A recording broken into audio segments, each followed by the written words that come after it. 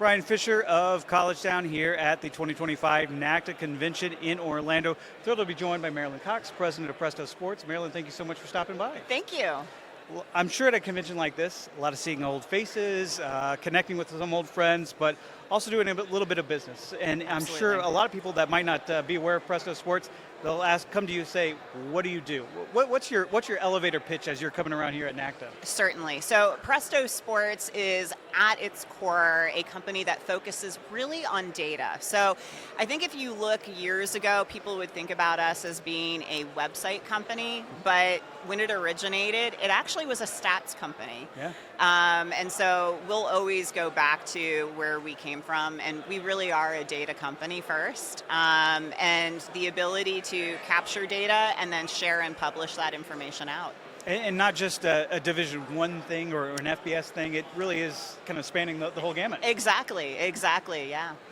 In terms of all those new products that you guys are launching, I do want to start with record books a little bit. Yes, yeah. Big new start for you guys launching on June 9th.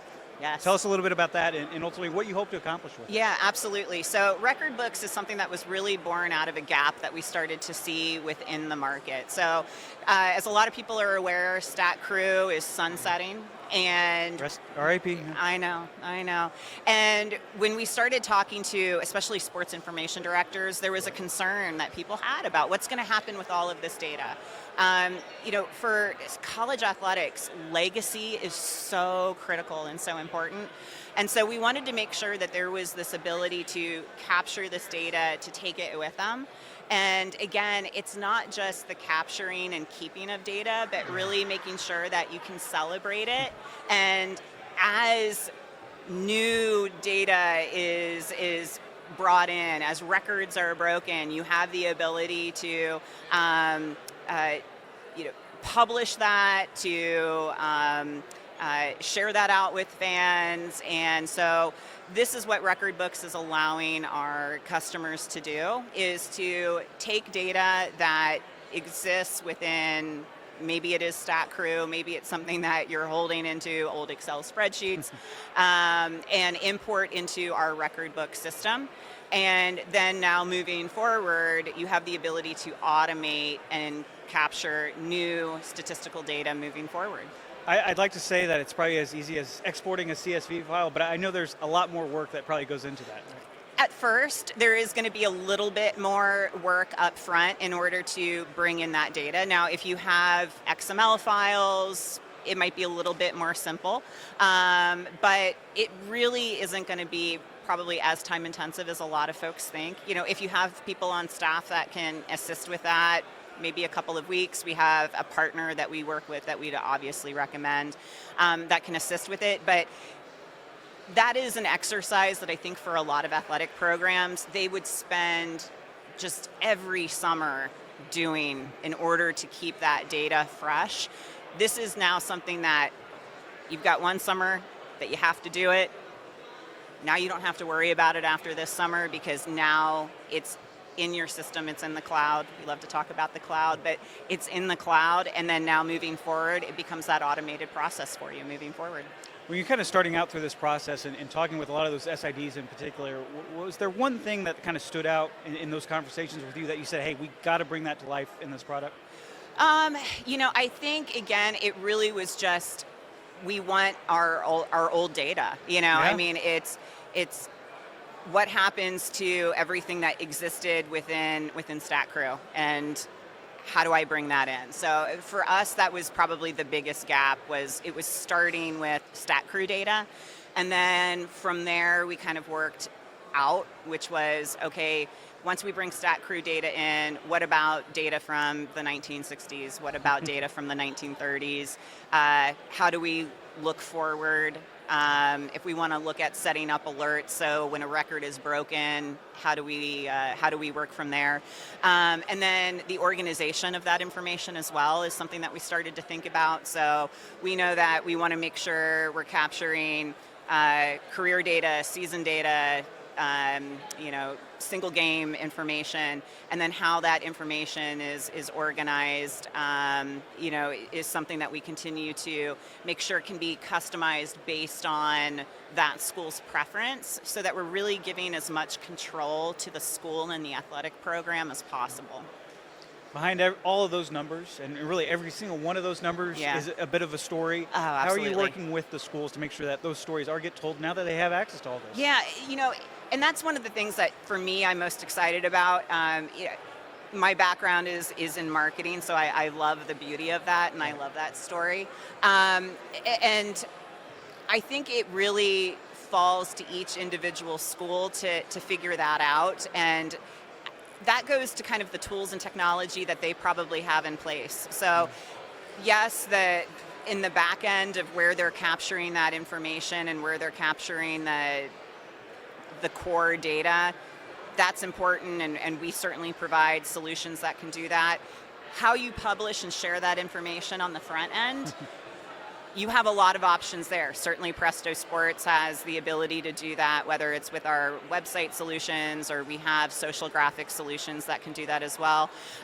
So I think there are a lot of options and opportunities for programs to do that, and how they think about it, and they may already have ideas and how they want to share that, but that's really when we think about the idea of data being currency and how you utilize that. It's a really magnetic thing, and again, that protection of legacy and celebration of legacy. How does I don't want to say relaunch, but the 2.0 version of Presto AI kind of factor into everything? Oh, well, that's fascinating. So, our AI product has been out now for a little over 2 years. And we really were the first to market within this space with our AI product. It's built on the open AI platform. And so it really required training OpenAI to learn the language of the industry, and then of course being able to pull in our stats data on the back end. So continuing to work with our customers to understand what they are looking for to become more advanced. So much of 2.0 of this product is just like anything you'd see within the AI ecosystem right now, which is it's just continuing to become more intelligent, and really understanding the industry and the space so that it's speaking to the market the way that it should. And so being able to pull this data in, really capturing that information the right way, and then creating content and writing the content in a way that it should, just like a sports information director or somebody working within the communications department of an athletic organization would be doing. That's how this technology continues to advance. It's really fascinating. I mean, I don't know if you can go 5 minutes or go on any website now without seeing something about AI. Of course, yeah. Has that helped adoption? Has that led to changes, internally? How is I the think external? so. I think so. I think people are becoming less, fearful is a dangerous word. I don't know if that's the right term, but I think people are definitely warming up to it. I think they're starting to see it integrated into their day-to-day, so it's becoming something that people are more likely to adopt, which is really great to see. I borrow from Scott Galloway. I'm a big fan of his, and his belief is AI won't take your job, but the person that understands AI will. And I think that's a really key way to think about this. This is technology, much like the internet or cloud technology. This is technology that is not inherently going to go away. It's something that we all need to figure out how to embrace and adopt into what we do day to day, and realize that it's something that can help us to do our jobs better and make our lives a little bit easier. And so that's what I'm starting to see our customers understand, is that this is friendly technology, and here's how we can leverage it better. What are you seeing, maybe any specific examples you might have in terms of how these schools are using this to enhance their offerings? Yeah, I think they're absolutely identifying this as a way to really help alleviate where they maybe have resource constraints, especially in sports that perhaps they don't have the people to go cover live. Especially in some of the divisions that we have customers where, they don't have interns to go out and cover the swim meet or the track meet or the junior college volleyball game, to be able to go back and write the post-game recap. Leveraging a tool like AI can pull in that stats data, generate the post-game recap, or do an athlete write-up based on all of this data that it's pulling in a matter of seconds, and then they can go in, edit the copy, make sure that it's accurate and it has the right voice and tone. Really helps and makes things a lot easier for them, and they can do it with fewer resources. When it comes to the additional products that you guys have, I mean, there's no shortage of things that we could probably talk about. Yeah. I know baseball and softball is a big thing for you guys as well, moving into that. What's the latest on that? Yeah, so baseball, softball is definitely a stats product that, we've had around for years, so it's not anything that for us I would say is a new product launch, but I say that in a good way because, again, it's a gap that I think we see right now, especially in the NCAA market. Again, I'd point to with Stat Crew sunsetting. We have a lot of NCAA customers right now that are trying to identify, okay, how do we solve for baseball, softball? How do we solve for field hockey, lacrosse, tennis? These are sports that we know that we need to be able to live stat for. We have a product that right now works with the NCAA that is built off of the same premise as Stat Crew, so it's very familiar. And we're finding that NCAA schools and athletic programs are really embracing this because, again, it's solving for that gap. When it comes to kind of iterating, and we're kind of speaking right on the verge of the College World Series, what's the biggest pain points that folks in that baseball, softball space see, and then how are you trying to make sure that those needs are addressed with your customers? The biggest pain point that they have is they don't feel like they have a solution right now. So being able to just raise our hand and say, we have that solution, I think helps answer that for them. And the conversations that we've had with those programs in the last 24 hours is just being able to answer questions like, yes, it's using the same stat coding that you're familiar with. Yes, it allows you to import and export XML files. Yes, it has the ability to write to your scoreboard in an automated way using the cloud. So, yes, it has Scorebug, so it has the ability to write to, the streaming service that you're using. Being able to answer yes to all of those questions, I think is what is putting a lot of these programs at ease, knowing that there is a solution out there, and yes is the answer to the questions they have about will it address the needs that I have. When it comes to not only that, but making sure everything is kind of tied in together. Yeah. How are you making sure that all these things work, and also you can keep iterating on what you bring to the market? Oh, sure. So, for us, we work very, very closely with our customers. So we, like any good technology company would, we beta test our products.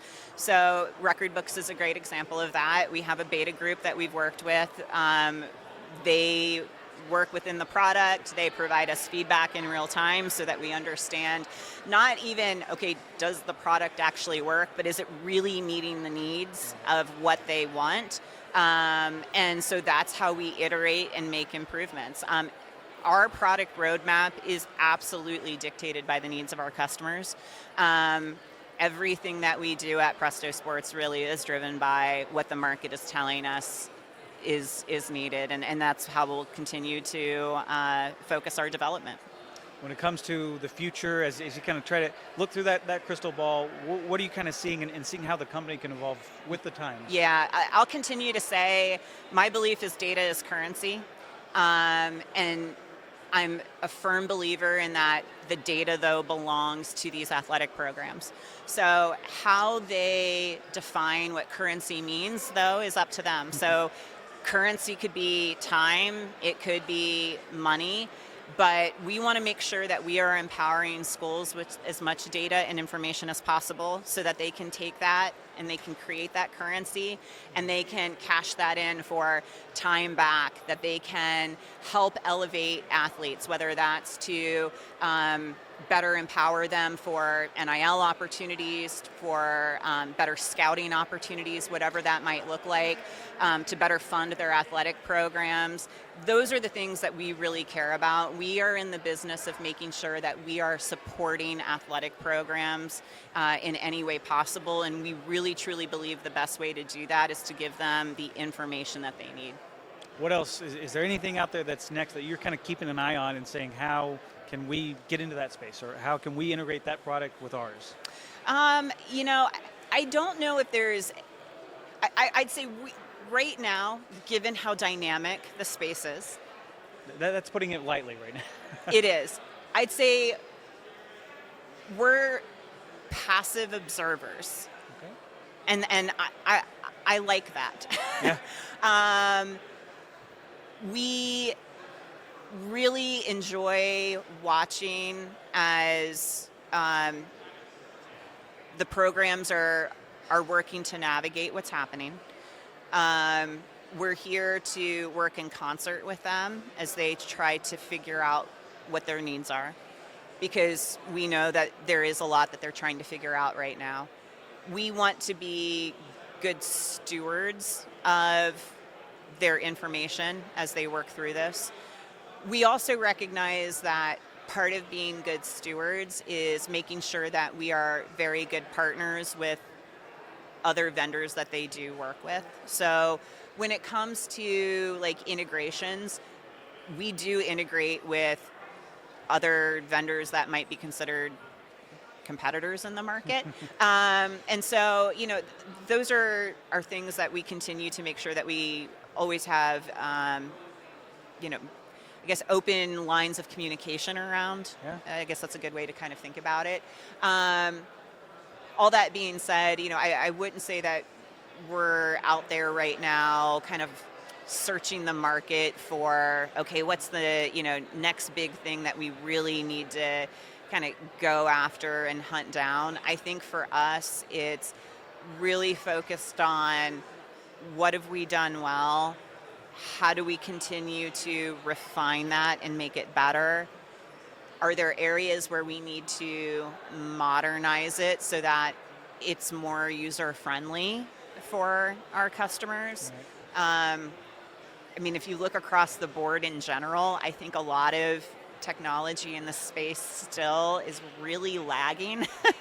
I mean, it's amazing to me how much of it still looks even DOS-based. Yeah. So anything that we can do to make things faster, more stable, more modernized, and give these athletic programs what they want in a very cost-effective way really is the mission that we're chasing right now.